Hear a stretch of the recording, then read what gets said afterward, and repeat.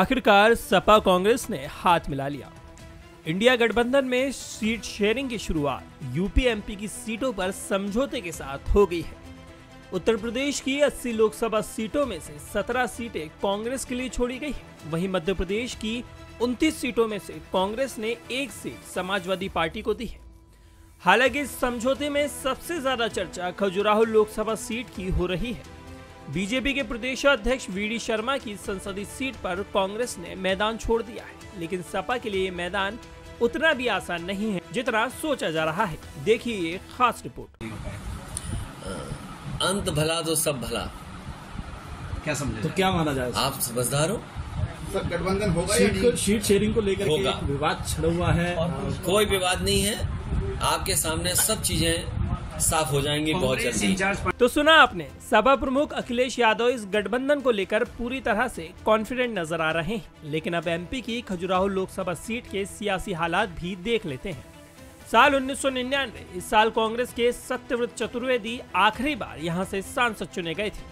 इसके बाद हर साल कांग्रेस मैदान में उतरी, लेकिन इसे फतह करने में नाकाम ही रही। बात करें खजुराहो सीट पर पिछले 3 चुनावों के रिजल्ट की, तो हर बार यहां कांग्रेस के हालात बद से बदतर ही हुए हैं। 2009 में हुए लोकसभा चुनाव में बीजेपी के जितेंद्र सिंह बुंदेला ने यहां जीत हासिल की थी। हालांकि उनकी जीत का अंदर ज्यादा नहीं था।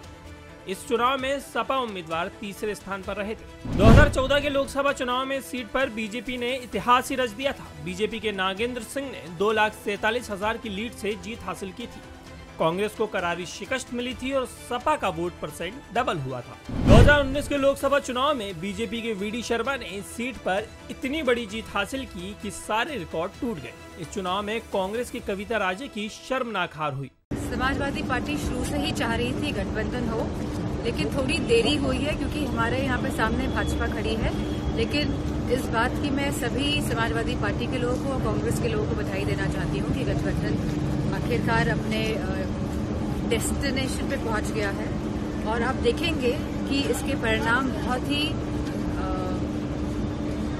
ही अच्छे होंगे और सब लोगों का समर्थन मिलेगा, क्योंकि आज जो है हमारे जो 4 स्तंभ जो आप भाजपा कह रहे हैं कि हमारे युवा हैं, हमारी नारी हैं, हमारी किसान हैं और हमारे जवान हैं, तो इन 4 स्तंभ पूरी तरह से आक्रोशित भी हैं, दुखी भी हैं, निराशा में भी हैं। और मुझे पूरा भरोसा है कि आने वाले चुनाव में लोग आपको भाजपा के साथ तो दिखाई देंगे, लेकिन वोट वो गठबंधन को ही करने जा रहे हैं। तो गठबंधन इन चुनावी नतीजों से आपको इस सीट का सियासी गणित समझने में आसानी जरूर हुई होगी। कांग्रेस इन चुनावी नतीजों के बाद ये सीट सपा को इसलिए दे रही है क्योंकि खजुराहो छतरपुर लोकसभा सीट का इलाका यूपी से लगता है और इन इलाकों में समाजवादी पार्टी और बसपा का काफी दखल रहा है।